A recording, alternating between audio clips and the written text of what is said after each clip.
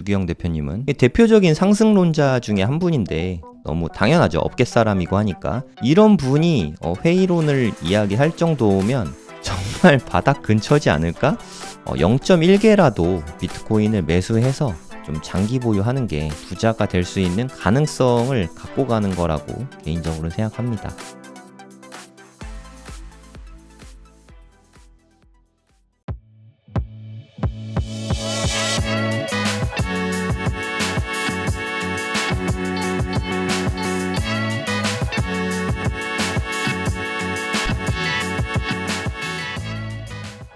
네, 안녕하세요. 성정길입니다. 오늘은 추석 아침이죠. 9월 17일 오전 7시 49분입니다. 지난번에 방송할 때 한 요쯤 됐던 것 같아요. 6만 달러 넘었을 때쯤 제가 방송을 했었고, 잠깐 조정이 좀 있다가 금리 인하 앞두고 상승할 것 같다, 이런 말씀을 드렸었는데, 현재까지는 제가 생각한 시나리오대로 가고는 있어요. 그래서 여기 382 지점이죠. 한 57,000달러 정도, 여기까지는 조정이 올 것 같다. 그럼 여기는 좀 되게 매수하기 좋은 자리 같다, 이런 말씀을 드리고 지난 방송이 마무리됐었던 것 같은데, 거기까지는 왔죠.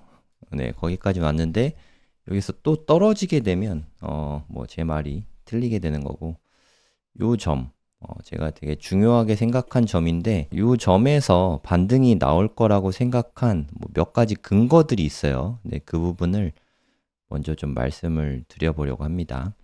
일단 여기서부터 여기까지 상승을 했죠. 네, 상승을 한 다음에는 조정이 있거든요. 조정이 상승장일 때는 주로 이렇게 38이나 0.5 지점까지 와서 피보나치 되돌림입니다. 피보나치 되돌림 기준으로 38이나 0.5 지점에서 반등이 잘 나와요. 보통은 그러니까 0.5에서 더 많이 나오긴 하는데, 좀 불리시할 때는 이제 382에서도 많이 나오거든요.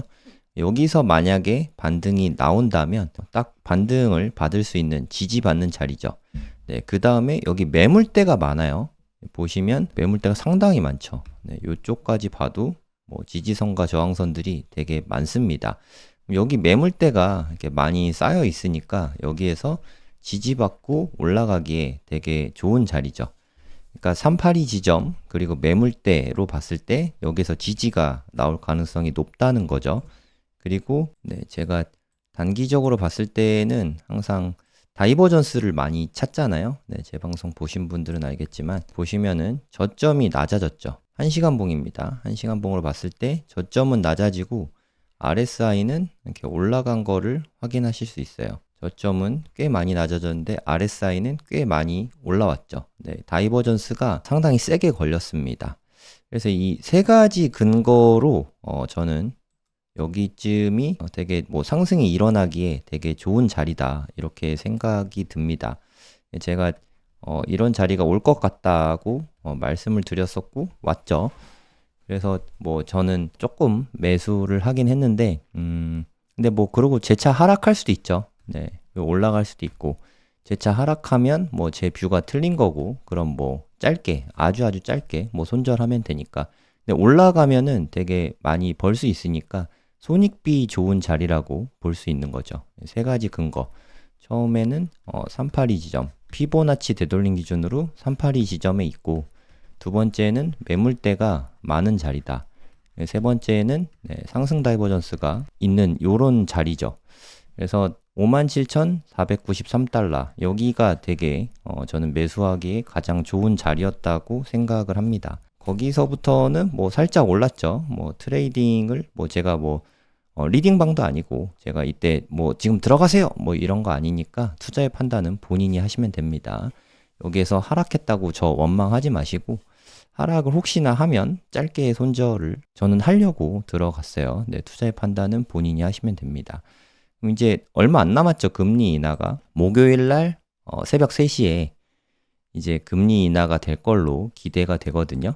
FOMC 회의가 있으니까 그때 변동성이 되게 커질 것 같아요. 네, 아무튼 우리나라 기준으로 19일 오전 3시거든요. 요쯤이 될 것 같은데, 그때 변동성이 엄청나게 크게 휘둘릴 것 같아요. 크게 빠질 수도 있고 크게 오를 수도 있고 큰 폭으로 왔다 갔다 할 것 같긴 하거든요. 제가 생각하는 시나리오는 일단 여기까지 꽤 많이 올랐죠. 그 다음 조정 받았고 그 다음에 여기에서 크게 좀 오름폭이 있을 것 같아요. 지난 방송에서 한 65K까지는 오를 가능성이 있다고 말씀드렸죠. 많이 오르면 한 70K 거품이 끼면 여기까지는 충분히 한 번에 갈 수 있는 자리이긴 하거든요. 그리고 금리 인하 FOMC 회의 같은 거는 좀 큰 이슈잖아요. 네, 상당히 큰 이슈니까 큰 폭의 움직임을 분명히 나타내긴 할 거예요. 그리고 금리 인하를 앞두고 갑자기 큰 폭으로 빠질 수도 있어요. 네, 제가 좀 우려되는 지점이긴 한데 그래서 이 점이 최적의 자리는 아닙니다. 사실 만약에 빠지게 되면은 여기는 포지션 들어가기에 더 좋은 자리일 수도 있거든요. 사실 여기가 되게 좋은 자리였네요. 지금 봐도 상승 다이버전스가 끼진 않았지만 여기가 지금 생각해보면 되게 좋은 자리였던 것 같아요. 근데 여기를 한번 이렇게 더 깨진 않을 것 같긴 합니다. 제 생각에 아무리 하락으로 가도 여기를 또 깨진 않을 것 같아요. 이게 52K거든요. 네, 여기가 49K이고 점점 이렇게 저점이 높아지고 있고 고점도 낮아지고 있고 삼각수렴 패턴이라고 그랬잖아요. 그래서 여기 A, B, C, D 하고 2판은 좀 짧게 나온다 그랬죠. 그 다음에 상승. 이게 네 번째 근거가 되겠네요. 그래서 여기가 상승이 나올 걸로 기대되는 자리이긴 합니다. 조금 더 안전하게 트레이딩을 하려면 여기를 돌파하면 상승으로 돌파하면 진입하고 다시 꼬꾸라지면은 여기서 손절하고 뭐 그것도 방법이죠. 그럼 올라가면 꽤 많이 벌 수 있고 하락하면은 아주 짧게 손절을 할 수 있으니까 이런 자리들이 트레이딩을 하기에는 좋은 자리라고 생각합니다.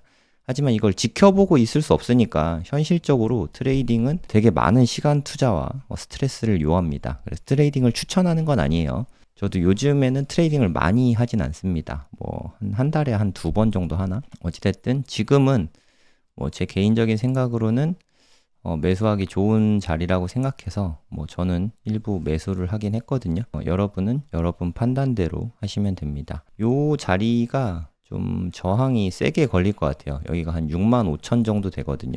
그래서 제 생각에 9월 19일 새벽 3시가 되기 좀 직전에 무빙이 좀 있을 것 같아요. 3시에도 물론 무빙이 되게 크게 나올 것 같고 그때도 여기까지는 올라갈 수 있는데 여기를 한 번에 뚫지는 못할 것 같거든요. 그래서 여기까지 올라가더라도 조정을 받을 것 같습니다. 이 조정이 좀 클 수도 있어요. 거의 뭐 한 6만까지, 6만 5천까지 올라간다고 해도 6만까지는 다시 빠질 수 있습니다. 그 다음에 한 번쯤 더 상승해서 한 7만 근처에는 갈 수 있지 않을까 하고 기대를 하고는 있는데 그대로 될지 잘 모르겠어요. 일단 저는 그런 기대를 하고는 있거든요. 이렇게 되면은 9월 달에 7만 달러 갈 수 있는 시나리오가 완성은 되죠. 그런데 더 높은 가능성으로 한 6만 5천까지는 이렇게 갔다가 뭐 조정받고 7만까지는 갈 수도 있어요. 하지만 이제 금리 인하가 실제로 되면은 좀 큰 폭의 조정이 한번 나올 수 있을 것 같습니다. 오르기만 하는 건 없거든요. 뉴스에 팔아라 뭐 그런 거 있잖아요. 그래서 호재가 실현되면 큰 폭의 하락이 있을 것 같고 그 다음에 10월 달에 우리가 기대하는 진짜 찐 상승이 있지 않을까 뭐 그런 생각이 듭니다. 역사적으로 봤을 때 대선이 있는 해, 반감기 있는 해 10월에 좀 상승이 나타나는 경우가 되게 많았다고 하거든요. 네, 이따가 좀 보여드릴게요. 2012년은 뭐 옛날 너무 초창기라서 의미는 없는 것 같고 16년, 20년 뭐 다 그랬었거든요. 같이 한번 보여드리도록 하겠습니다. 월봉으로 한번 보여드릴게요. 사실 2012년은 너무 옛날이라서 큰 의미는 없지만 이때는 좀 하락이 있었네요. 이때는 하락이 있었고 2016년 한번 보겠습니다. 대선이 있는 해, 반감기 있는 해의 10월달 이때부터는 좀 반등이 나오거든요. 9월달엔 대체로 안 좋고 뭐 아주 작은 상승이긴 하지만 이때 10월달이거든요. 2016년 10월 한 14% 정도 여기 보시면 됩니다. 그럼 퍼센트 나오거든요. 14% 정도 상승이 있었죠. 그리고 11월, 12월 이렇게 3개월 연속으로 상승이 나오는 거를 좀 보실 수 있어요. 2020년에도 한번 보도록 할게요. 이때도 보시면은 10월 달에 28%꽤 많이 올랐죠. 28% 상승이 있었고 그 다음에 11월, 12월 계속해서 상승이 있었죠. 그래서 반감기 있는 해에 4분기 10월, 11월, 12월 이 3개월 동안은 상당히 좋은 흐름을 보여준다. 네, 이런 거를 볼 수가 있습니다. 이제 지금 9월 달도 끝나가는 마당에 이제 4분기를 진짜 앞두고 있잖아요. 최근에 계속 안 좋았죠. 하지만 이 뒤로는 10월 달도 뭐 상승이 나올 수 있고 11월도 상승이 나올 수 있고 12월도 상승이 나올 수 있죠. 네, 그래서 한 2024년 4분기에는 좀 불리시하게 가지 않을까. 뭐 저는 그렇게 기대를 하고 있어요. 지금 조금 또 가격이 오르고 있네요. 지금은 뭐 분위기가 좋은 것 같습니다. 여기 보시면 여기에 좀 상승 다이버전스가 15분 봉으로 봐도 좀 예쁘게 껴 있어요. 보시면 가격은 저점은 낮아졌죠. 그리고 RSI는 과매도 구간에서 이렇게 올라갔죠. 제가 되게 좋아하는 지표입니다. 그래서 이 점이 저는 되게 좋은 자리라고 생각해요. 그래서 지금 좀 오르고 있어서 58,000달러 좀 넘어갔는데 하루 이틀 사이 어떻게 될지 모르겠지만 어찌됐든 9월 19일 오전 3시에는 변동성이 생기면서 한 적어도 한 65,000까지는 올라갈 수 있지 않을까. 뭐 저는 그렇게 기대를 하고 있습니다. 그대로 될지 안 될지는 뭐 누구도 알 수 없으니까 본인의 판단대로 하시면 되겠습니다. 뭐 이거는 제가 트레이딩하는 뭐 제 스타일이니까 그냥 참고만 하시기 바랍니다. 뭐 저는 여러분들을 뭐 리딩 해드리고 뭐 그런 의도가 아니니까 저 사람은 저렇게 하는구나. 네, 그 정도로 봐주시면 감사하겠습니다. 6만 달러 정도는 네, 충분히 가능하고 6만 5천 네, 단기에 이게 8월 26일이었네요. 네, 벌써 이게 20일이나 됐네요. 3주 전이었네요. 네, 요 가격이 되게 지금 뭐 저항이 좀 세게 걸릴 것 같아요. 이때 고민을 많이 했었거든요. 보시면 하락 다이버전스 걸렸어요. 여기 과매수 구간이죠. 과매수 구간에서 고점은 높아지고 여기 보시면은 1시간 봉으로 봐도 이게 걸려 있거든요. 네, 여기 보시면은 고점은 이렇게 살짝 아주 살짝이긴 하지만 높아졌어요. 하지만 RSI는 엄청나게 떨어졌죠. 네, 요게 하락 시그널이거든요. 하락 다이버전스라고. 이 하락 다이버전스 걸린 다음에 이때 제가 숏을 들어갈까 말까 엄청 고민을 했었는데 그때 방송에서도 이야기했어요. 근데 숏 들어가는 게 마음이 불편해서 그냥 안 잡았다 이렇게 말씀을 드렸는데 그 이후로 엄청나게 하락이 있었죠. 그러니까 이게 신기해요. 네, 저도 이게 나오면 왜 떨어지는지 뭐 잘 모르겠어요. 근데 이제까지 과거 차트들을 돌려보면 그런 경우가 많더라고요. 네, 그런 걸 생각해서 그럴 수 있겠구나. 네, 그 정도로 봐주시면 좋을 것 같습니다. 그리고 여기 보시면 또 상승 다이버전스가 1시간 봉으로 꽤나 세게 걸려 있는 거를 또 확인할 수 있죠. 저점은 낮아졌는데 이게 꽤 과매도 구간이 RSI가 꽤 많이 낮아졌죠. 1시간 봉으로 요 정도면 상당히 많이 낮아진 거거든요. 거기서 이렇게 올라왔으니까 요 점이 제가 봤을 때는 트레이딩으로 아주 좋은 자리가 아닌가 이런 생각이 듭니다. 사실 제가 들어가는 스타일은 다이버전스를 확인하잖아요. 컨펌이 나야 되니까 컨펌 나자마자 바로 딱 들어가는 거는 솔직히 저는 잘 못해요. 왜냐하면 이게 떨어지는 칼날이잖아요. 뭐 한 번 더 빠질 수도 있고 하니까. 저는 이렇게 컨펌 난 걸 확인하고 난 반등이 있잖아요. 그리고 항상 조금 다시 여기 깨진 않더라도 하락이 있더라고요. 저는 요런 점을 되게 좋아해요. 요런 점에서 들어간 다음에 요 저점보다 뭐 한 200달러 밑에 손절 라인을 걸어 두거든요. 여기까지 넘어가면은 손절하고, 그럼 손절 라인 진짜 짧죠. 뭐 요 정도니까 400달러 뭐 요 정도밖에 안 됩니다.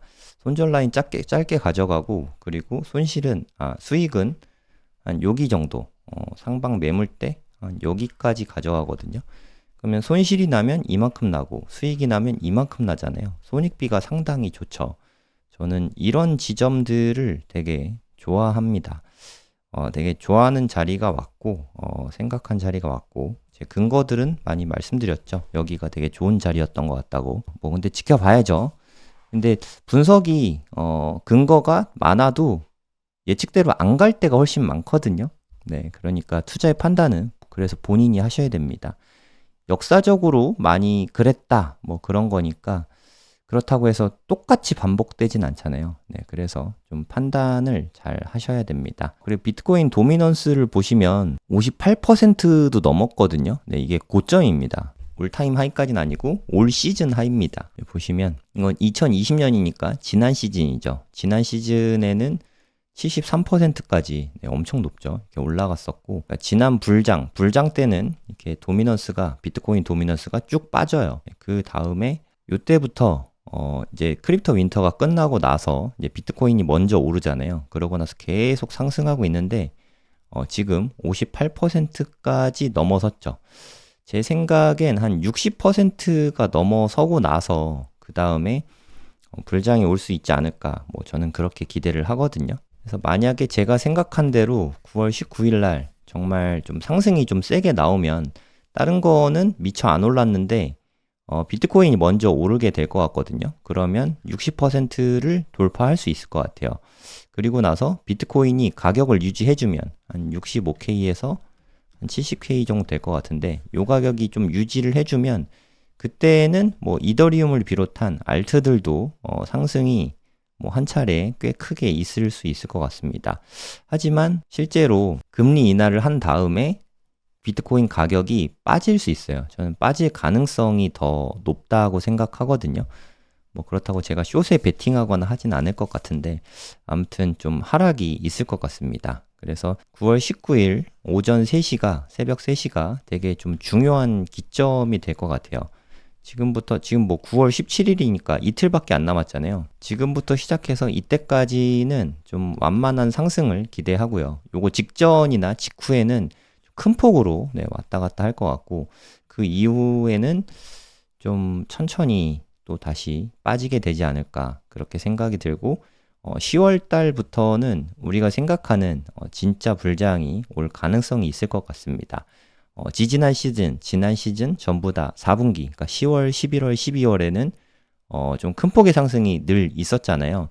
그래서 10월, 11월, 12월에는 좀 상승이 크게 나오면서 좀 불장이 올 가능성이 있다고 생각합니다. 지난 시즌하고 되게 비슷하게 가고 있어요. 지난 시즌보다 훨씬 불장이 빨리 오는 거 아니야? 라는 생각을 3, 4월 달에는 했었거든요. 이제 빨리 오는 게 아니구나 하는 생각을 이렇게 시간 조정, 가격 조정이 길어지면서 느끼게 됐죠.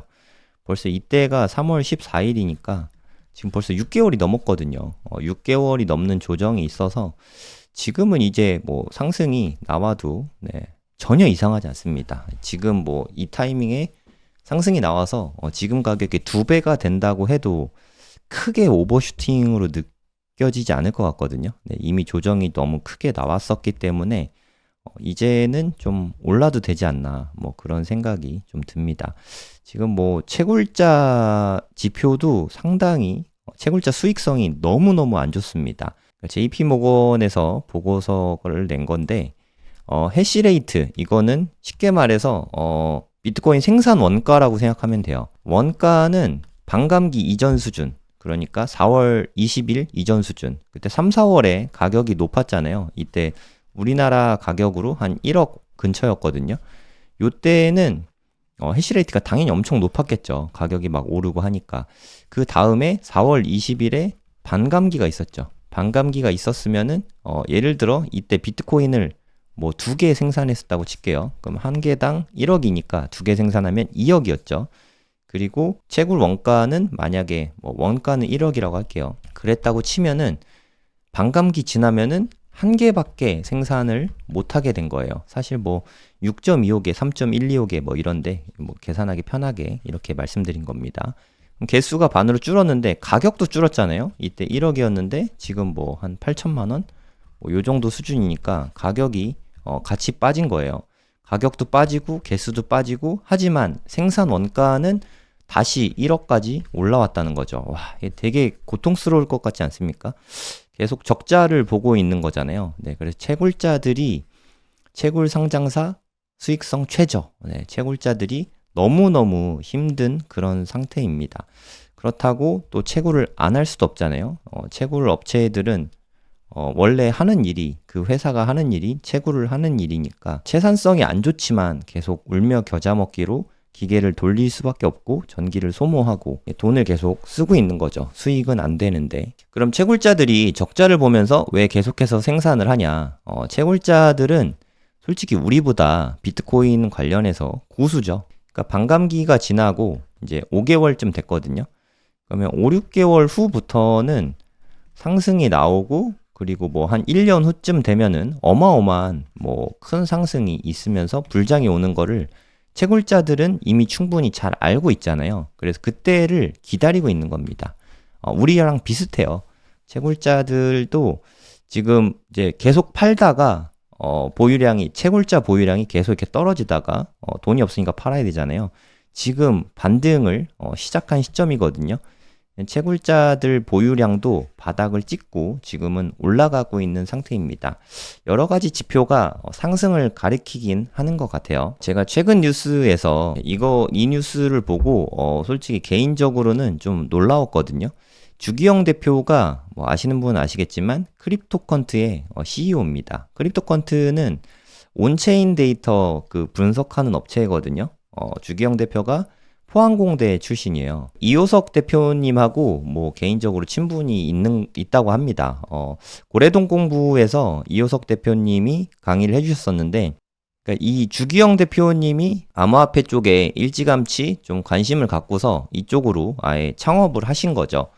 그래서 이분은 온체인 데이터를 분석하는 거니까 불장이 와야 돈을 벌겠죠. 네, 크립토컨트라는 곳에서는 온체인 데이터를 유료로 볼 수 있는 뭐 그런 서비스들을 하거든요. 물론 무료로도 볼 수 있는데 무료로 보는 서비스는 솔직히 뭐 큰 도움 되는 자료는 최신 자료는 볼 수가 없더라고요. 그래서 제대로 보려면 유료를 써야 돼요.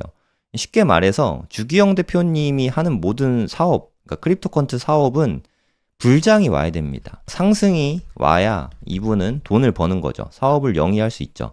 주기영 대표님 글들을 보면은 대체로 불리시해요. 이제 모든 지표를 봤을 때 상승 임박이다, 상승 임박이다, 이런 얘기를 계속 했었는데 좀 뷰가 바뀐 듯한 그런 모습이거든요. 불리시했었는데 지금은 약간 좀 회의적이라고 할까요? 베어리시까지는 아닌데 좀 회의적인 모습으로 좀 바뀌었습니다. 과거 영감을 주고 새로운 기술을 탐구했던 개발자는 사라졌다. 올해 알트코인 성과는 처참하며 신규 자금이 유입되지 않고 있다. 진심으로 걱정된다. 와, 이런 얘기를 하는 거는 부정적이잖아요, 일단. 암호화폐 산업은 장기간 침체에 직면할 것이다. 되게 부정적인 얘기를 하는 거죠. 본인이 일궈놓은 사업에 존폐를 걱정하고 있는 듯한 그런 모습이 있거든요. 대표적인 상승론자 중에 한 분인데 주기영 대표님은 너무 당연하죠. 업계 사람이고 하니까. 이런 분이 회의론을 이야기할 정도면 정말 바닥 근처지 않을까? 오히려 거꾸로 저는 이런 생각이 들더라고요. 주기영 대표님 저는 글 계속 보니까 X 통해서도 계속 보니까 항상 불리시한데 최근 들어서 이제 회의적인 멘트들을 하기 시작했거든요. 아, 진짜 지금이 힘들긴 힘든 그런 상황인가 보다. 이런 생각이 좀 들기 시작했어요. 해 뜨기 직전이 가장 어둡잖아요. 네, 지금 뭐 제 채널 조회수를 봐도 그렇고 암호화폐 가격을 봐도 그렇고 뭐 이렇게 김치 프리미엄, 김푸드 지금 1% 미만이죠. 그러니까 뭐 여러 가지를 봤을 때 지금 암호화폐는 좀 이 정도면 바닥이지 않을까? 뭐 그런 생각이 좀 많이 들어요. 올 시즌에서 저는 49,000달러가 찐 바닥이라고 생각하거든요. 물론 이거를 뚫고서 더 낮게 갈 수도 있죠. 하지만 제 생각에는 이거는 앞으로 2025년 이후에 다시 올 수 없는 그런 가격이라고 생각해요. 제 개인적으로는. 근데 지금 가격이 한 58,000달러 정도 되잖아요. 아까는 한 57,000달러 정도 됐고, 요 정도면 찐 바닥 근처이지 않습니까? 지금도 매수하기에 가장 좋은 자리가 아닐까? 뭐 개인적으로는 그렇게 생각하는 거죠. 진짜 바닥일 수 있을 것 같아요. 지금이 다들 지쳐 있어요. 네, 암호화폐 투자하시는 분들 보면은 대부분 지쳐 있고 좀 대체 언제 오르는 거야? 약간 좀 요런 회의적인 네, 그런 분위기가 되게 자욱하거든요. 그래서 저는 오히려 좀 바닥을 보고 있습니다. 지금이 되게 좋은 시점이라고 생각하고 있어요. 제가 그래서 오늘 아침에 오늘도 좀 새벽에 일찍 일어났거든요. 5시인가 4시인가 그쯤 일어났는데 그때 차트를 보고 제가 생각했던 그 지점이 딱 와서 되게 깜짝 놀랐어요. 그래서 이제 됐구나 하는 생각을 했었거든요.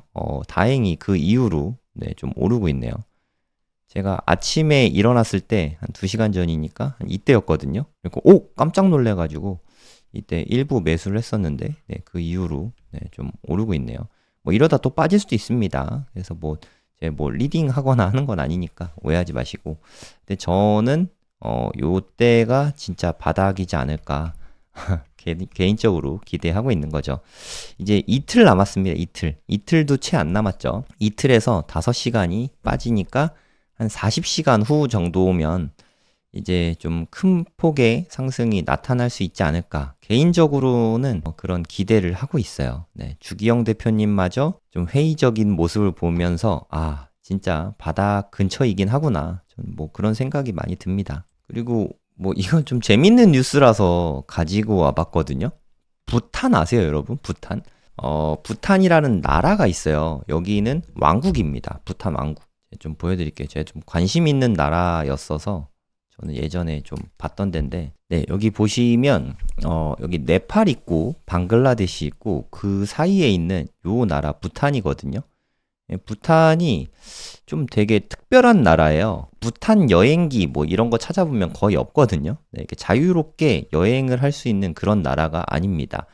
여행을 하려면은 좀 까다롭게 퍼미션을 받고 해야 되거든요. 저도 부탄으로 여행은 안 가봐서 잘 모르겠어요. 그러니까 인도나 네팔 이런 데는 여행 되게 많이 가잖아요.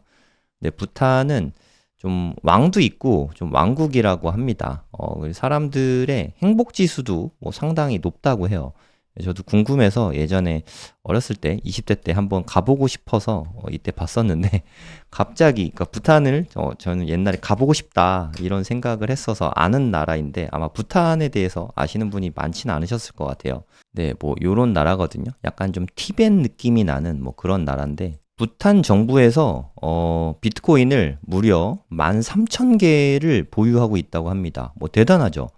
그러니까 미국이 21만 3천 개 정도 갖고 있고 중국이 19만 개 그리고 영국이 한 7만 개였나요? 7만 개인가 8만 개인가 요 정도 갖고 있는 걸로 알고 있는데 그 다음이에요. 13,000개. 꽤 많죠. 우리나라 정부는 거의 없는 걸로 알고 있거든요.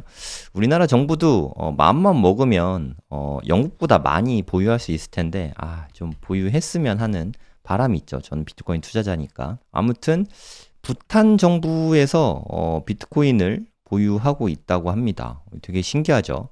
이제 이런 게 점차 이제 좀 확산이 됐으면 좋겠어요. 한국도 이제 비트코인을 전략적 비축 자산으로 삼았다. 그래서 10만 개를 보유하고 있다. 이런 뉴스가 좀 나왔으면 좋겠어요. 가능성이 거의 없긴 한데 한국은 되게 보수적인 나라잖아요. 그래서 좀 힘들 것 같긴 한데 이 부탄도 상당히 보수적인 나라거든요. 자, 우리나라는 비교도 안 될 정도로 엄청 보수적인 나라예요. 심지어 외국인들이 자국에 여행 오는 것도 싫어가지고 개방도 안 하고 있잖아요. 그런 나라임에도 불구하고 비트코인을 13,000개나 보유하고 있다는 게 전 너무 신기했어요. 되게 재밌기도 하고 이게 부탄 같은 나라는 정말 좀 특별한 나라구나 이런 생각이 좀 많이 들었습니다.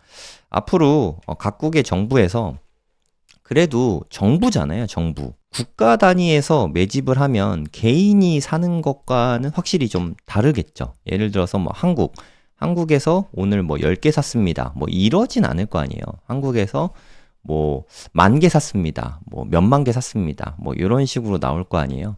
그런 걸 생각해 봤을 때, 좀 한국이나 일본, 이렇게 좀 큰 나라들에서 이제 비트코인을 투자하기 시작하면, 그때는 좀 시세가 많이 오를 수 있겠구나, 이런 생각이 좀 듭니다. 일본 연기금에서 비트코인 현물 ETF가 있으니까 ETF 통해서 좀 매수할 계획을 갖고 있다, 검토 중이다, 이런 뉴스들이 예전에 많이 나왔었잖아요. 비록 지금은 실현되지 않았지만, 뭐 여러분 생각엔 어떠세요? 뭐 한국이나 일본 이런 꽤 큰 나라들이 앞으로 한 10년 안에는 그래도 비트코인을 보유하고 뭐 투자하고 하는 게 충분히 가능하지 않을까요? 지금은 좀 외환 보유고라고 하죠. 외환 보유고가 대부분은 달러 위주잖아요. 근데 우리나라 정부도 고민이 많을 것 같아요. 왜냐하면 달러를 갖고 있긴 한데 얘네들이 계속해서 달러를 막 찍어내니까 그러면 우리가 예를 들어서 뭐 100억 달러어치 달러가 있다고 쳐볼게요. 그런데 달러를 뭐 미국에서 무지막지하게 찍어내가지고 달러 가치가 떨어졌다. 그럼 지금 100억 달러어치가 있어도 이게 가치가 계속해서 떨어지잖아요. 뭐 지금은 100억 달러지만 나중에 뭐 실질 가치로는 뭐 50억 달러 뭐 이렇게 떨어질 거잖아요. 가치가 떨어지는 자산을 외환보유고로 갖고 있는 게 좀 고통일 수 있는 거죠. 그러면 일부 해지 수단으로 이게 만약에 100억 달러어치 외환보유고를 갖고 있을 거면은 한 95억 달러는 달러로 갖고 있고 한 5억 달러어치만 뭐 예를 들어서 뭐 비트코인을 사는 거죠. 뭐 요런 게 가능하지 않을까. 한국이나 일본 이런 데가 달러 되게 많이 보유하고 있는 나라들 중에 하나거든요. 그런 게 좀 가능할 수도 있지 않을까 그런 생각이 듭니다. 만약에 그 정도로 비트코인이 이제 뭐 우량한 자산, 안전 자산으로 평가받기 시작하면 그때는 비트코인 가격이 지금처럼 뭐 몇 천만 원 단위가 아닐 거예요. 뭐 몇억 단위 혹은 몇십억 단위가 되겠죠. 그래서 우리 같은 개인들은 0.1개라도 비트코인을 매수해서 좀 장기 보유하는 게 부자가 될 수 있는 가능성을 갖고 가는 거라고 개인적으로 생각합니다. 비트코인 0.1개 지금은 사기가 어렵지 않잖아요. 뭐 제 두 아들들도 있습니다. 이 정도는 제가 뭐 최근에 증여해서 그러니까 자녀분에게 증여하기도 괜찮은 것 같아요. 자녀에게 뭐 주식을 증여를 그동안은 많이 했잖아요. 주식 증여. 근데 주식은 우리 애들이 지금 뭐 한 10살 정도라고 할게요. 한 20년 후에 30살이 됐다고 쳐볼게요. 삼성전자 20년 후에 지금보다 훨씬 잘 나갈 수 있을까요? 뭐 잘 모르겠어요. 뭐 해외 나스닥 지수에 투자하는 건 괜찮은 것 같은데 개별 기업에 투자하는 건 좀 무섭잖아요. 하지만 비트코인 0.1개 이건 뭐 마음만 먹으면 누구나 살 수 있는 수준이라고 생각하거든요. 그리고 마음만 먹으면 자녀에게 충분히 증여할 수 있는 수준인 것 같고 0.1개 정도씩 증여하는 것도 뭐 저는 나쁘지 않다고 생각합니다. 저도 애들한테 0.1개씩 증여하고 국세청에서 홈택스에 신고도 했어요. 0.1개 정도는 미성년 자녀라고 해도 증여세가 없습니다. 세금도 없고 대신에 니네 이거 20년 동안 팔지 못한다 라고 이야기는 했거든요. 뭐 제가 암호키를 제가 갖고 있으니까 안 주면 뭐 자기들이 못 팔겠죠. 30살 넘을 때쯤 제가 암호키를 넘겨줄 생각이거든요. 그때는 뭐 니네 마음대로 해 라고 할 수 있으니까 그때는 만약에 20년 후에 제 생각에 적어도 한 50억에서 100억 이상은 될 것 같거든요. 만약에 50억이 되면 0.1개만 돼도 5억이잖아요. 네, 그래서 30살에 5억 정도 되면 뭐 적은 돈은 아니니까 그때는 물론 인플레가 있긴 하겠지만 지금 물려주기에 좀 괜찮은 자산이라고 개인적으로는 생각하고 있습니다.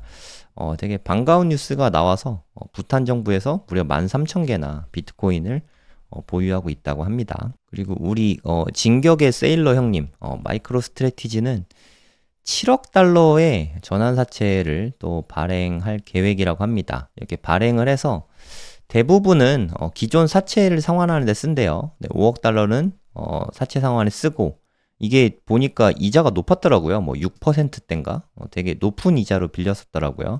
그걸 상환하고 이번엔 좀 금리가 낮겠죠. 이거보다. 그럼 7억 달러 중에서 5억 달러는 상환하고 2억 달러는 추가로 매수한다고 합니다.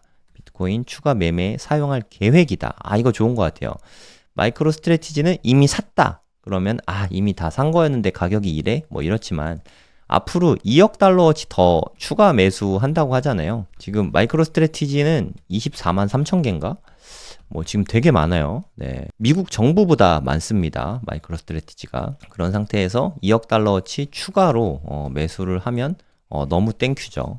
2억 달러면 몇 개 정도 사죠? 뭐 몇 천 개 정도 살 것 같아요. 한 3,000개? 4,000개? 그 정도 사게 될 것 같습니다. 아무튼 뭐 더 계속해서 매수하고 있는 모습이 좀 되게 정말 대단한 것 같아요. 정말 DCA란 이런 것이다 라는 거를 직접적으로 보여주고 있죠. 최근 한 달 동안도 11억 달러 규모의 비트코인을 매수했다. 그래서 여기까지 된 거죠. 와, 진짜 엄청 많이 샀어요. 올 초만 해도 한 20만 개 안팎이었거든요. 벌써 올 한 해만 4만 개 넘게 샀거든요. 거의 한 5만 개 정도 산 것 같은데 정말 대단한 것 같습니다. 앞으로도 계속 매수해서 한 30만 개 이상 매수하지 않을까 싶어요. 마이크로 스트래티지, 그러니까 법인으로 비트코인 투자하고자 하시는 분들은 뭐 코인 거래소 계좌 오픈이 안 되잖아요. 마이크로 스트래티지는 주식 계좌에서 거래가 가능하니까 비트코인은 좋다고 생각하면 이걸 투자하는 것도 한번 고려해 보실만 하다고 생각합니다. 네, 제가 방송을 하는 동안에도 비트코인 가격이 좀 오르고 있습니다. 네, 너무 좋은 소식이죠. 아마 6만 달러 찍고 계속 빠져서 많이들 불안하셨을 텐데, 사실 뭐 제 방송 보셨던 분은 여기까진 빠질 것 같다. 제가 그 말씀을 드렸었잖아요. 하지만 이것보다 더 빠지는 거는, 제 뷰하고는 좀 많이 벗어나죠. 뭐 제가 맞출 순 없습니다. 그냥 이렇게 될 것 같다. 네, 그 정도로만 봐주시면 좋을 것 같고, 맞추는 건, 다 뽀록입니다. 틀리는 건, 너무 당연한 거고요. 여기 매물대가 되게 견고하니까 여기서 지지받고 이제 올라가고 있습니다. 첫 번째 저항선에 일단 걸려 있어요. 여기를 뭐 한 번에 살짝 뚫긴 했네요. 여기에서 저항이 한번 걸렸고요. 다음 저항은 한 요쯤에 걸릴 것 같아요. 한 59,000? 요걸 뚫어내면 이제 한 65,000 될 것 같은데 거기까지는 이틀 정도 걸릴 것 같아요. FOMC 회의까지 좀 순항할 수 있기를 기대하면서 방송 마무리하도록 하겠습니다. 내일이 수요일이죠. 내일 아침에 방송을 할 수도 있고요. 내일 아침에 가급적이면 방송을 하도록 하겠습니다. 그리고 목요일 9월 19일 새벽 2시 반에는 이때는 라이브를 하도록 하겠습니다. 이때 뭐 일어나 계실 분들이 얼마나 될지는 모르겠지만 되게 중요한 시점이잖아요. 대부분 선반영돼서 이때부터 무빙이 나오기 시작하거든요. 그래서 2시 반부터 한 4시, 3시 반? 아니면 뭐 4시? 요때까지 제가 방송을 통해서 같이 흐름을 보고 수다 떨고 뭐 그런 시간을 갖도록 하겠습니다. 내일도 방송하고 목요일도 방송하고 추석 연휴는 방송을 좀 자주 하도록 하겠습니다. 네, 오늘 방송은 여기서 마무리하겠습니다. 안녕히 계세요.